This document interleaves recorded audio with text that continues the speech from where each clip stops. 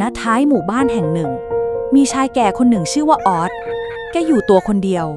อาศัยอยู่ในบ้านไม้เก่าๆที่ไม่มีใครอยากเดินเข้าไปใกล้ออสไม่ชอบคุยกับใครไม่เคยยิ้มไม่เคยทักเดินผ่านใครก็ทำหน้าเหมือนจะหาเรื่องเขาเด็กๆเรียกแกว่าลุงออสปากหมาบางวันก็ได้ยินแกตะโกนด่าหมาด่าไก่บางวันก็เดินไปด่าเพื่อนบ้านว่าเสียงรถน้ำดังน่ารำคาญไม่มีใครเข้าใจว่าแกเป็นอะไรแต่ที่แน่ๆคือไม่มีใครอยากคุยด้วยบ้านลุงออสเต็มไปด้วยหญ้าขึ้นสูงหลังคารั่วประตูไม้เก่าๆหน้าบ้านเต็มไปด้วยขยะต้นไม้หญ้าขึ้นเต็มบ้านไม่ต้องมาทำดีกับข้าอยู่ของข้าคนเดียวได้คือคำที่แกเคยตะโกนใส่ป้าคนขายข้าวแกงที่เดินเอาของมาให้กินก็ไม่แปลกที่บ้านแกจะกลายเป็นบ้านเงียบๆของหมู่บ้านไม่มีใครไปไม่มีใครผ่านไม่มีใครมองไม่มีใครอยากยุ่งเพราะนิสัยของแกล้วนๆกลับกันแกก็ไม่ได้สนใจอะไรไม่ว่าใครจะมองยังไงแกก็ใช้ชีวิตของแกตามปกติ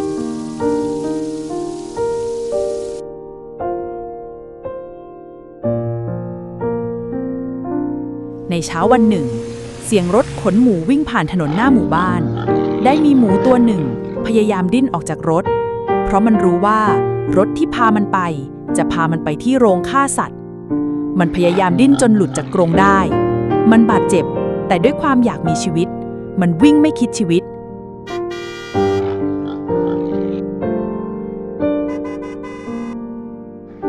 มันวิ่งตรงไปที่บ้านหลังหนึ่งหวังจะให้ความช่วยเหลือมันเสียงฝีเท้าเล็กๆวิ่งปูเลงไปหน้าบ้านของลุงออสและตั้งแต่วินาทีนี้เป็นต้นไป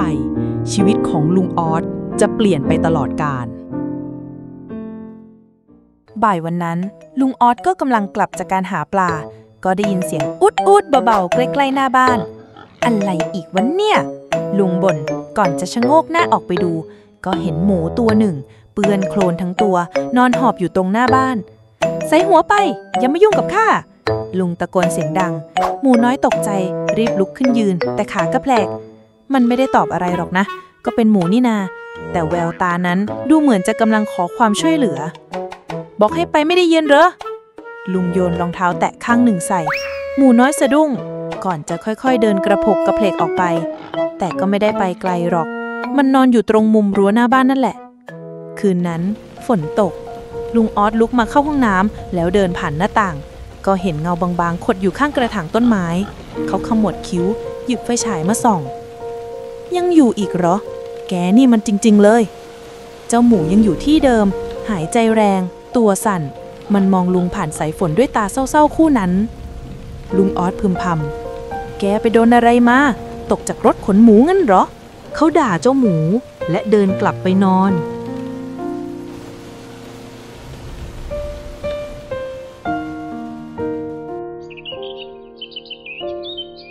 รุ่งเช้า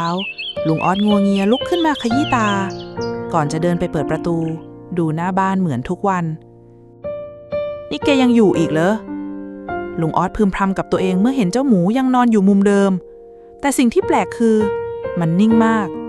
นิ่งแบบไม่มีแม้แต่การกระดุกกระดิกหางแกขมวดคิ้วแน่นแต่ก็ยังไม่ใส่ใจเดินกลับไปทำข้าวเช้านั่งกินเงียบๆที่โต๊ะไม้โยกเยกในครัวแต่ในหัวกลับสงสัยไม่หยุดแปลกปกติมันจะร้องอุดและกระดิกหางนี่มันหลับลึกหรือมันตายกันแน่วะเนี่ยคำว่าตายทำให้แกหยุดเคี้ยวทันทีรีบวางช้อนลุกขึ้นแล้วรีบเดินไปที่หน้าบ้านใช้ปลายไม้เขี่ยๆที่ขาหมูเบาๆเฮ้ยตื่นเว้ยอย่ามาตายบ้านข้านะเว้ยไม่มีเสียงตอบกลับไม่มีแม้แต่การกระดุกกระดิกลุงออสเริ่มร้อนใจมือที่เคยแข็งกร้าวสั่นน้อยแกค่อยๆเอานิ้วไปแตะที่คอของเจ้าหมูเหมือนที่เคยเห็นในทีวีหัวใจของมันยังเต้นอยู่แต่มันเต้นช้ามากแทบจะไม่รู้สึกเลยไม่เอานะเว้ยเสียงลุงออสสั่นผิดปกติตอนนี้แกไม่รู้จะทำยังไงแต่สิ่งที่ชัดเจนในใจคือแกไม่อยากให้เจ้าหมูตัวนี้ตายมันคือครั้งแรกในรอบหลายปีที่ลุงออสรู้สึกว่าแกไม่อยากเสียอะไรบางอย่างไปอีกแล้ว เจ้าหมูเริ่มขยับตัวเล็กน้อยไม่ที่การละถ้าทิ้งไว้นี่เดี๋ยวก็ตายพอดีลุงออสรีบเปิดประตูบ้าน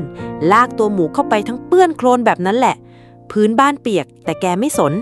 แกหาผ้าขี้ริ้วเก่าๆเช็ดตัวให้มันแล้ววิ่งกลับเข้าไปในครัวหาอาหารที่มีอะไรก็ได้แกไม่แน่ใจด้วยซ้ำว่าทำถูกไหมแต่ขอแค่ทำอะไรสักอย่างดีกว่าไม่ทำอะไรเลยกินหน่อยเถอะวะไอ้อูดลุงออสลูบที่หัวมันขนหยาบๆกับโคลนที่ยังเกาะอยู่ทำให้มือแกเปื้อนไปหมดแต่แกไม่เช็ดไม่ล้าง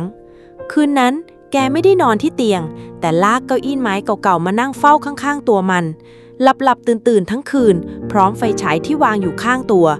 บางทีแกก็พึมพำจะตายก็ตายที่อื่นสิวะทำไมมาตายบ้านข้าด้วยแต่พอพูดจบแกก็มองมันเงียบๆแล้วถอนหายใจยาวมันเป็นคืนที่เงียบมากมีแค่เสียงพัดลมโบราณหมุนเอื่อยๆกับเสียงลมหายใจเบาๆของเจ้าหมูที่ยังคงอยู่แม้จะแผ่วเบาก่อนฟ้าจะส่างลุงออสยังคงนั่งอยู่ตรงนั้นมือหนึ่งวางบนหลังเจ้าหมู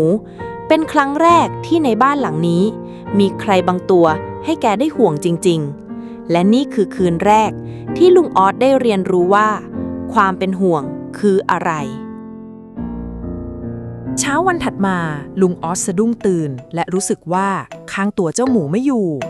หายไปไหนวะแกหันซ้ายหันขวาแล้วรีบเดินไปที่ประตูบ้านเปิดออกทันทีโดยไม่ทันคิดอะไรไอ้อู๊ดอย่าบอกนะว่าแกหนีไปแล้วนะเว้ยแต่แล้วเสียงฝีเท้าเบาๆดังอยู่มุมหนึ่งของลานบ้านเจ้าหมูกำลังใช้จมูกดุลกองใบไม้แห้งหาของกินอยู่เงียบๆมันยังเดินกระเพกนิดๆแต่ดูแข็งแรงขึ้นกว่าเมื่อวานพอได้ยินเสียงเรียกมันก็หันมามองพร้อมส่งเสียงเบาๆอู๊ดลุงออสยืนมองมันสักพักก่อนจะถอนหายใจแรงๆให้ตายเถอะข้าตกใจหมดแล้วแกก็พึมพำเบาๆเหมือนกลัวเจ้าหมูได้ยินนึกว่าจะไม่อยู่ซะแล้วลุงออสเดินเข้าไปหาเจ้าหมูยืนนิ่งแล้วเดินมาหามุดหัวเข้าที่ขาแกเบาๆอะไรวะอย่ามาอ้อนนะข้ายังไม่หายโมโหเลยนะเฟ้ยแต่ถึงปากจะว่ามือก็ยื่นออกไปลูบหัวมันเบาๆอยู่ดีเช้าวันนั้นเจ้าหมูก็เดินตามลุงออสไปทุกที่ลุงออสเดินไปหยิบเสียมไหนๆก็อยู่แล้วช่วยข้าทำอะไรหน่อยแล้วกันแกเริ่มพรวนดินแปลงผักที่รกร้างหลังบ้านเจ้าหมูก็เดินตามไปแบบกระเพกตอนลุงขุดดินมันก็นั่งจ้องตอนลุงถอนหญ้ามันก็ใช้จมูกเขียนเล่นเหมือนช่วยแกนี่มันไม่ได้เรื่องเลยแต่เอาเถอะฮ่าลุงออสบ่นขณะโยนใบหญ้าใส่ตะกร้าเจ้าหมูหันมามองแล้วยิ้มเล็กๆแบบหมูที่ไม่เคยเห็นมาก่อนนี่เป็นครั้งแรกในรอบ10 ปีที่ลุงออสไม่ได้อยู่คนเดียวแกเริ่มคุ้นกับเสียงฝีเท้าเบาๆที่เดินตามหลังบ้านที่เคยเงียบสนิทวันนี้มีอีกหนึ่งชีวิตมาให้ดูแล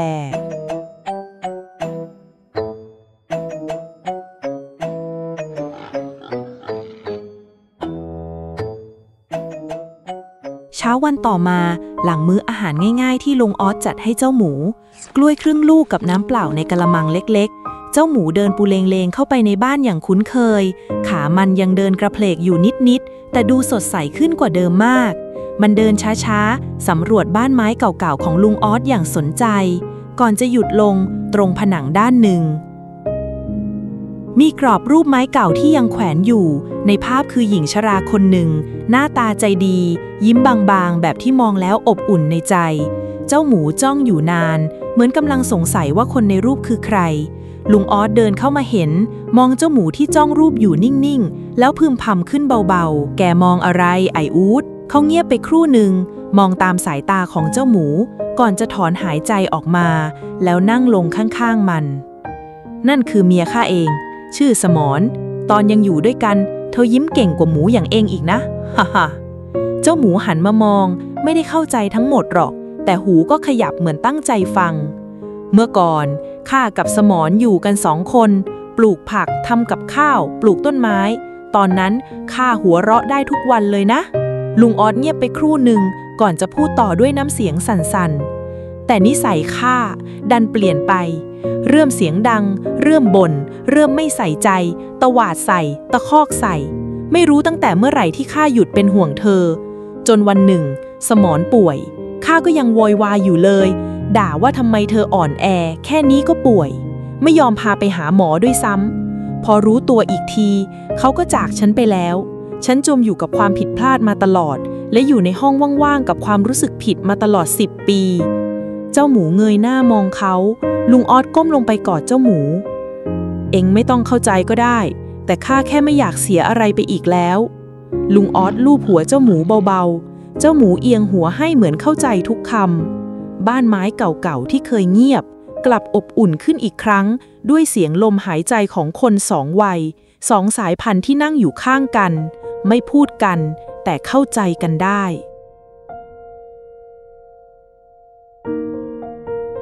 เช้าวันต่อมาเสียงรถดังขึ้นที่หน้าหมู่บ้าน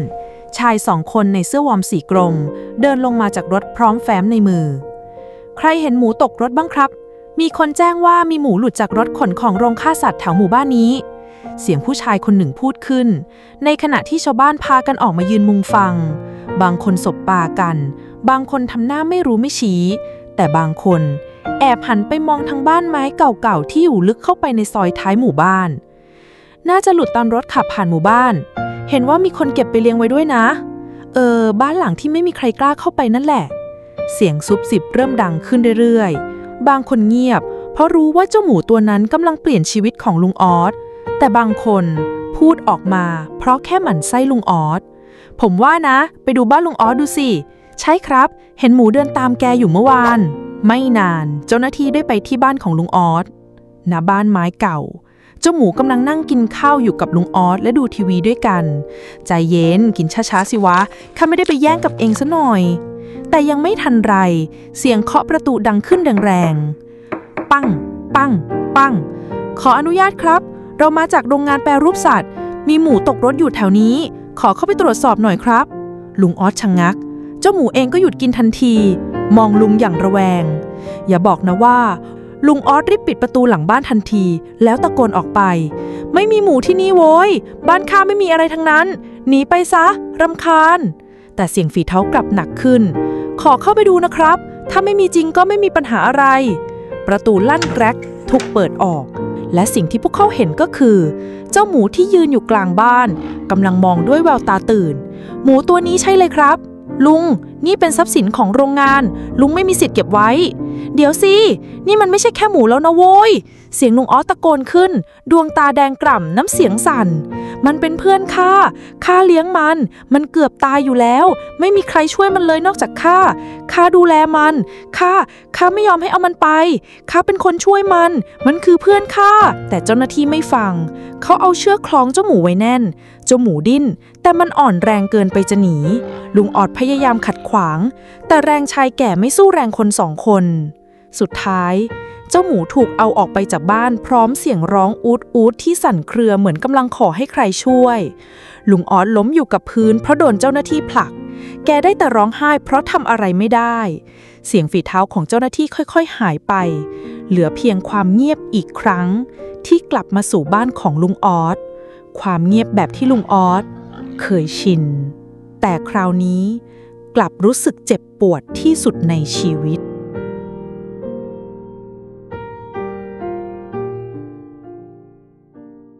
รถเจ้าหน้าที่ขนหมูได้มาถึงโรงฆ่าสัตว์เสียงร้องของหมูดังระงมไปทั่วโรงงานเศร้าสั่นและสิ้นหวังเจ้าหมูตัวเล็กถูกขังอยู่ในกรงแคบๆมันหันมองรอบตัวเห็นเพื่อนร่วมชะตากรรมหลายตัวจ้องหน้ามัน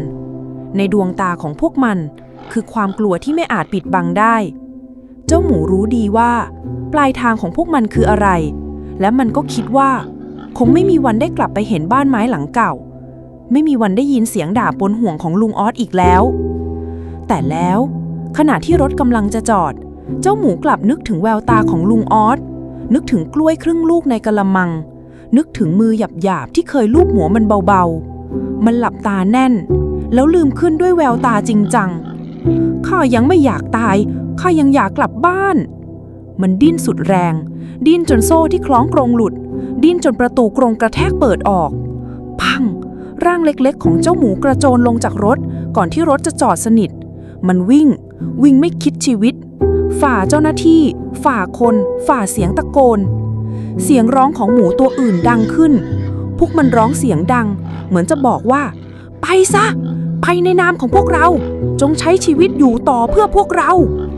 เจ้าหน้าที่หลายคนรีบวิ่งตามหยุดนะแต่เจ้าหมูไม่หยุดมันไม่รู้หรอกว่าจะไปรอดไหมแต่มันรู้ว่าหัวใจของมันอยู่ที่ใคร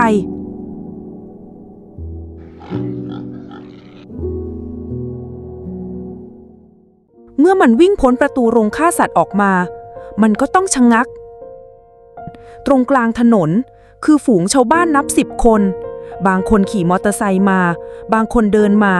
แต่ทุกคนยืนขวางถนนอย่างกล้าหาญและตรงกลางคือลุงออสชายแก่ที่ครั้งหนึ่งเคยใช้ชีวิตอย่างเฉยชาแต่วันนี้กลับยืนอ้าแขนรอเจ้าหมูด้วยน้ำตาที่คลอเต็มขอบตา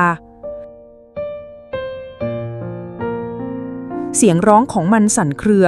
ร่างเล็กๆสะอื้นกับอกของชายที่เคยใจร้ายที่สุดในหมู่บ้านลุงออสกอดมันแน่นเอ็งกลับมาจริงๆไอ้อู๊ดของข้า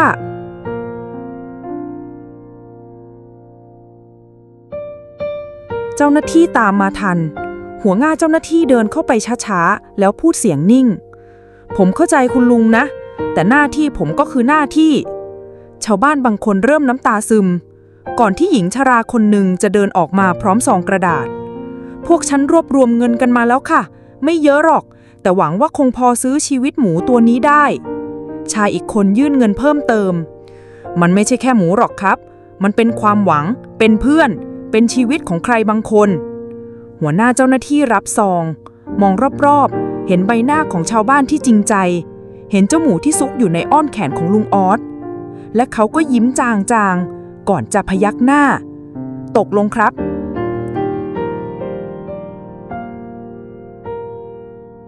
หลังจากวันนั้น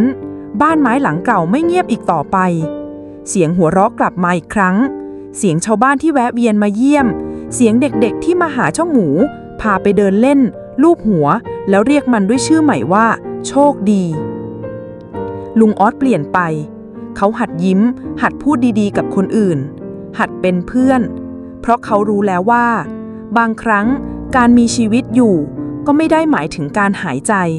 แต่หมายถึงการมีใครบางคนที่ให้เราอยากหายใจต่อไปแม้หัวใจจะเคยแข็งเป็นหินแต่ความรักสามารถละลายทุกอย่างได้เสมออย่ารอจนสูญเสีย